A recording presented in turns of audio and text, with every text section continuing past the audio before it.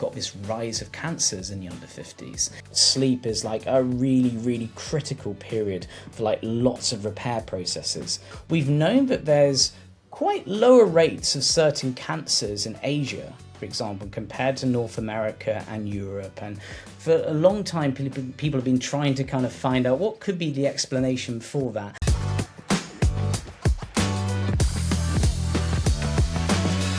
Welcome to the Wellness Report. I'm Matt Maynard. Is it possible that what's on your plate right now is secretly fast-tracking your biological clock? While modern wellness culture is obsessed with calorie counting and protein macros, cutting-edge science is uncovering a completely different story. One where cellular damage, high-temperature cooking toxins, and missing micronutrients are driving premature aging across our organs. My guest today is Dr. David Cox, a neuroscientist turned journalist and author of The Age Code. David, to start off broadly, your book makes a staggering claim, really, that most of us in the 21st century are aging far faster on a cellular level than we should be. What exactly is the age code, and why is our modern relationship with food secretly accelerating our biological clock? Well, yeah, it's a fascinating and important topic. I mean, I wanted to write the book because there's been just all these signs in the last 5 to 10 years that, kind of like nowadays, people are aging too quickly. I mean, there's just recently in the past month, I think, come out like sort of a new study kind of finding that there's more young women like sort of in their 20s developing type 2 diabetes, which is the kind of disease you typically expect to see in people's 50s and 60s. So that's one particularly pertinent example. I mean, another one which is really sort of intriguing and worrying a lot of people is we've got this rise of cancers in the under 50s. So that's another reason. And there was even a study which came out in June, which actually took blood samples from millennials and compared them with Gen X and the baby boomers, and found that on a cellular level, when they applied these biological aging tests, it seemed like the millennials were aging at a faster rate than, the previous generation. So there's a key question of what's going on here. And in the age code, I really wanted to investigate just the whole of idea that perhaps it is just a big shift in dietary patterns from the kinds of foods we're eating to how we're cooking, which could be behind this. And there's a lot of evidence that that's both the case, and also there's a lot we can do about it as well. So we all know the date on our birth certificate, but you focus on biological age and specifically organ-specific aging. So how do scientists measure this? And what was the most surprising thing that you learned about your own biological age when you were researching the book? Well, this has been a big breakthrough, which has really fueled a lot of aging science in the last 15 years. We've had the emergence of these various biological aging tests that are often a little bit misunderstood, but each of them, they basically quantify a different aspect of the aging process. So we have some tests which basically look at how your DNA is aging. We have other tests which just kind of like reflect the amount of stress on individual organs, or other tests which basically look at just how much inflammation you've got in your body relative to your age. And it's very, very interesting because you can do these tests across lots and lots of different people and start to look for patterns, which is where you start to see links with dietary behavior and other types of things. So, if I decided if I'm going to write about this in a book, I kind of need to walk the walk like a little bit. So I kind of made myself a bit of a guinea pig right at the start of the age code. I took a whole bunch of these tests and they all kind of reflected the same thing. So chronologically, I was about 34, 35 at the time, and every test pretty much show that I was biologically 2 years older, which may not sound too bad, but, over the course of the next kind of 20, 25 years, that really correlates to quite a higher disease risk. So, and that's the kind of the promise of these tests in some way, that you can take them and then maybe spot, make changes before more serious problems arise further down the line. So typically, how close are people with their actual age and their biological age? I mean, it can really, really vary, depending on the actual clock. I recently did an interview with a bunch of Daily Mail journalists who were all 26, and they'd all done this particular biological aging test called Glycation Age, which basically reflects how the immune system is aging and the amount of inflammation in the body. And they got very, very different results. So, a couple of them had come out, they were biologically 36. One had come out, they were biologically 21. So, depending on the test and what it's looking like, you can see really, really different results.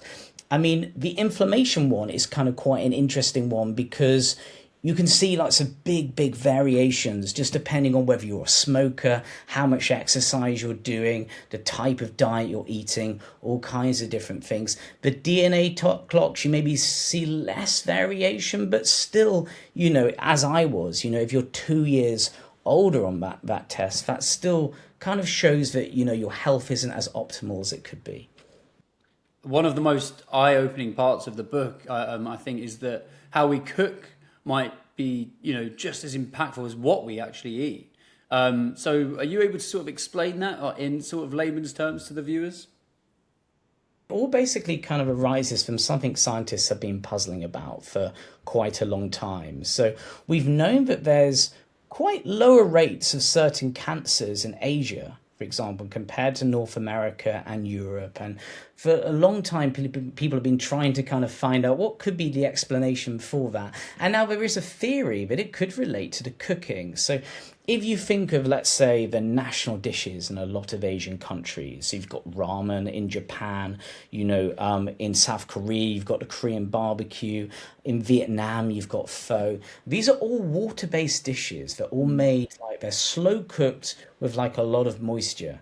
And if you kind of think about the staple type of cooking we do here in the UK or the US, we're typically frying, we're roasting, we're barbecuing, we're cooking under dry heat, so at very high temperatures with virtually no moisture at all.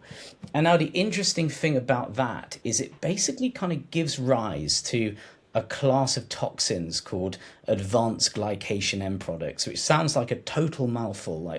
Basically the shorthand is AGEs, but AGEs have been increasingly discovered to kind of be behind pretty much every aspect of the aging process you can think about. They're kind of the biggest drivers of aging, which we've never heard of. They're involved in pretty much everything from the formation of wrinkles to the aging of the immune system and a greater risk of everything from heart disease to cancer to Alzheimer's.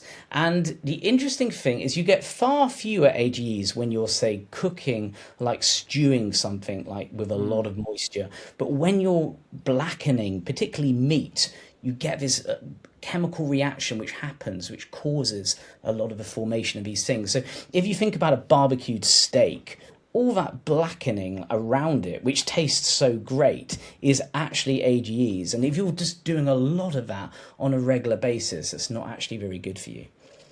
And so is that something that you've learned from in your own personal life now? Are you preparing your food in that way?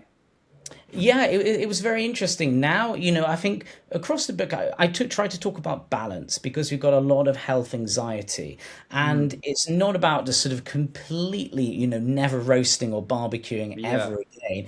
It's more just trying to just cut down a little bit and some evenings of the week, say, replace with some slow cooking. So yeah, me and my fiance, we actually now have a kind of a Vietnamese style pho, which we make 2 or 3 evenings a week. So it's a big change I've made. And I was really inspired because for the book I went to San Sebastian and I looked at how scientists there are actually doing some clinical trials, taking people with different health conditions, getting them to change their cooking and looking at how it slows down the progression of the disease. So that was really interesting.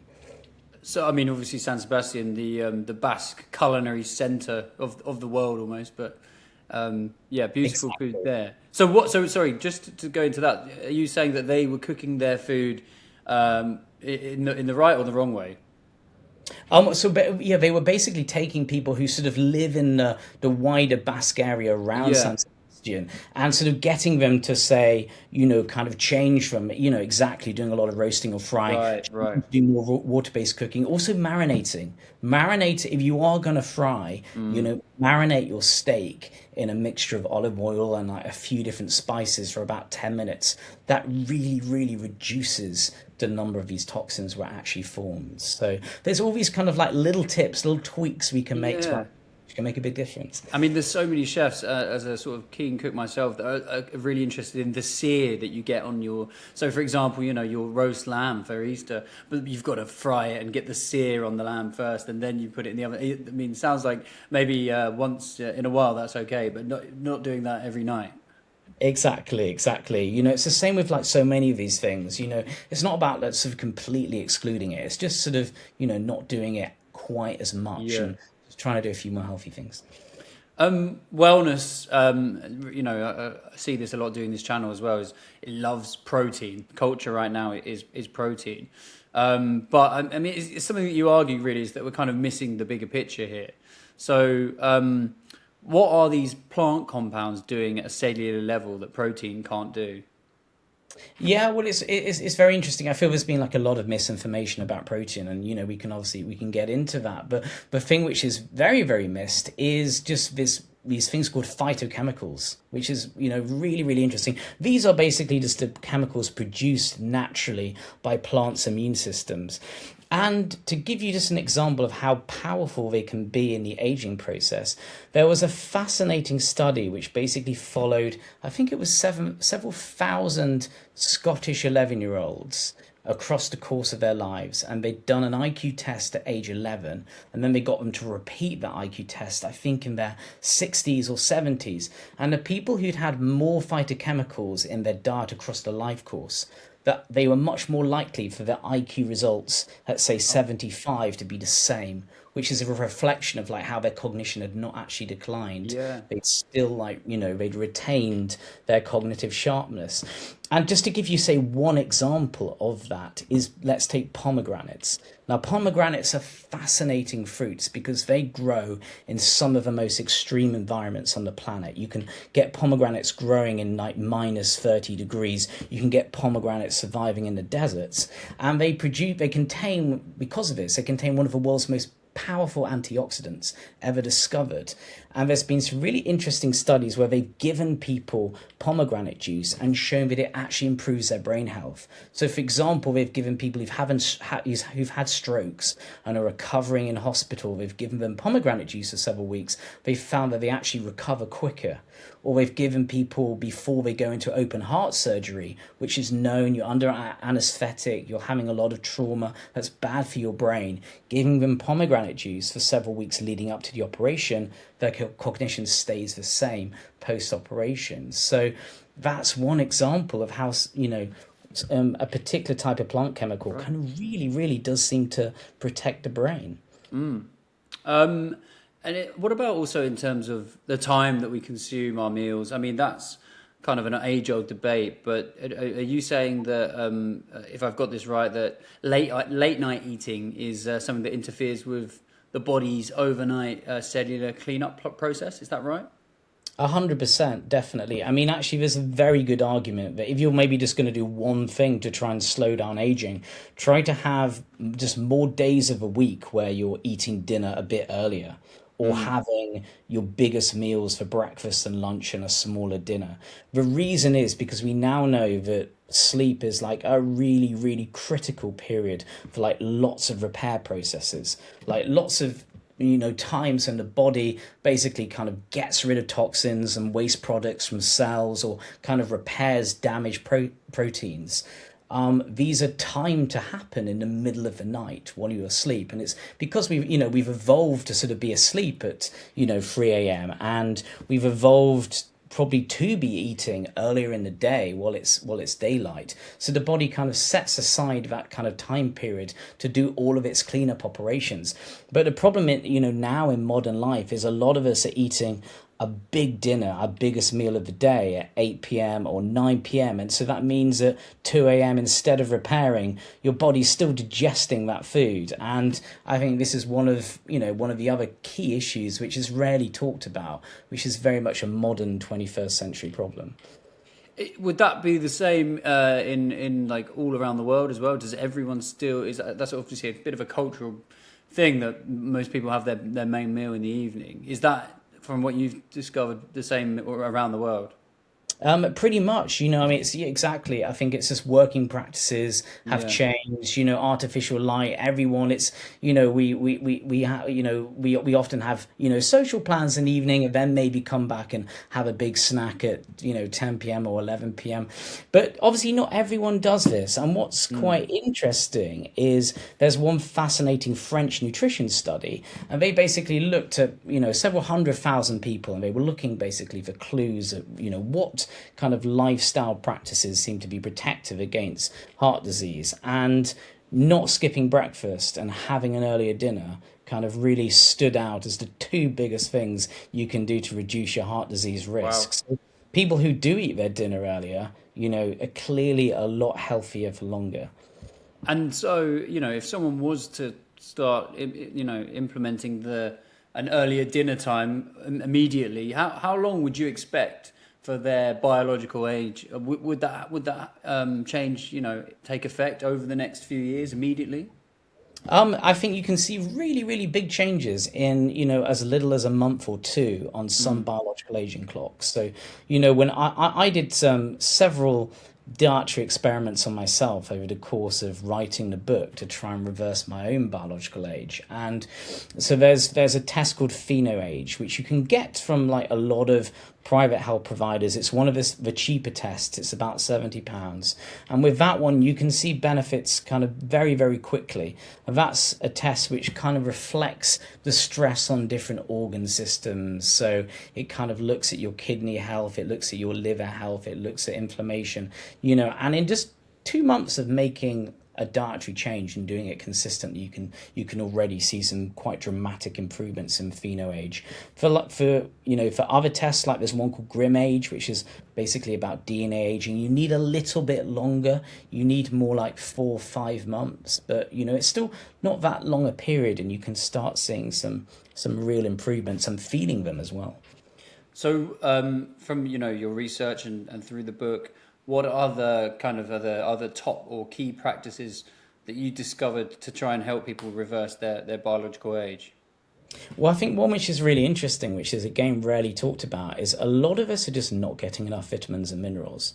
I looked at some of the population level stats on this in the UK, and it was quite staggering. A lot of people are just not getting enough magnesium or potassium, which are quite vital minerals, to the extent that there's, I think almost a third of the population who are almost deficient in these key minerals.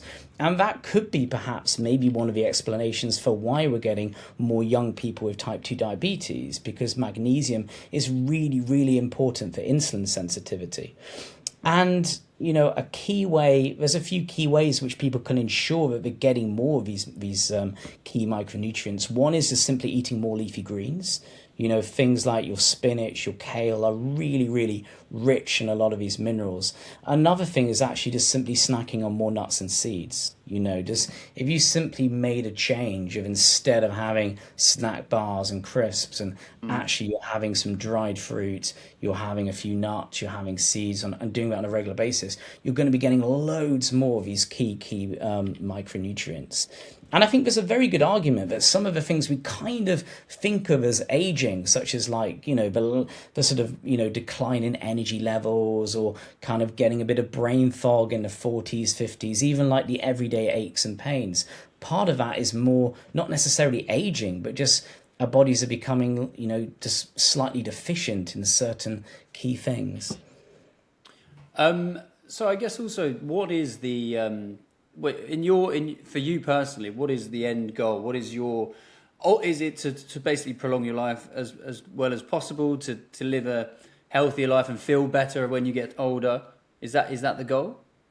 100%. I think sometimes in the whole kind of longevity world, I think people get a little bit sidetracked, talking about can we live to 150 and all of that. And it's absolutely fascinating. And, who knows, maybe in the next kind of 20 years, there's going to be some game changing discovery, which, really just will allow a lot of us to sort of rejuvenate our bodies. But, we are totally not there at the moment. I mean, there's a lot of talk about completely unproven things, and the science isn't quite caught up to the hype. And these are things like NAD and, kind of plasma exchange therapies and all that kind of stuff. Interesting, not proven. For me, I think the real interesting thing is just, can we get more people, living into their 70s, 80s, 90s disease free? I think it's very, very possible that if we do the right things, particularly beginning in our 30s, we can get to a later age and not, be crippled by one of these horrible chronic diseases.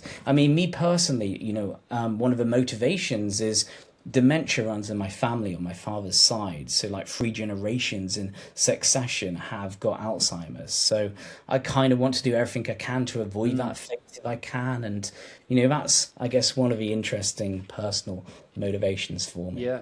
Well, we've had Patrick Holford on this channel actually speaking about that and the ways that you can, try to sort of help that situation further down the line if possible.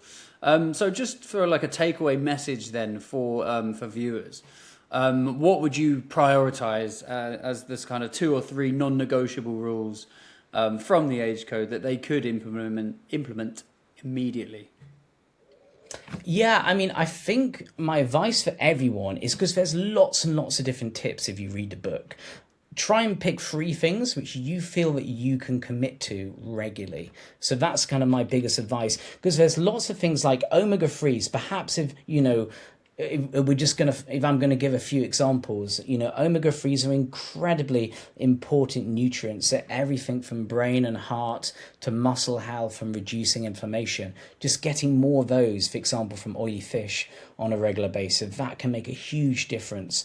Just having maybe 2 or 3 days of the week where you try and have most of your calories across breakfast and lunch and a smaller dinner, that can maybe make a big difference. Again, maybe have a few days where instead of, frying or like sort of having, a kind of, cooking with dry heat at dinner, maybe try and do a little bit more water-based cooking, particularly in, the autumn and the winter. Have a few more slow-cooked meals. That can make a big difference to your health over time. So there's a lot of really simple things which don't have to be really inconvenient, which can make a big difference over time.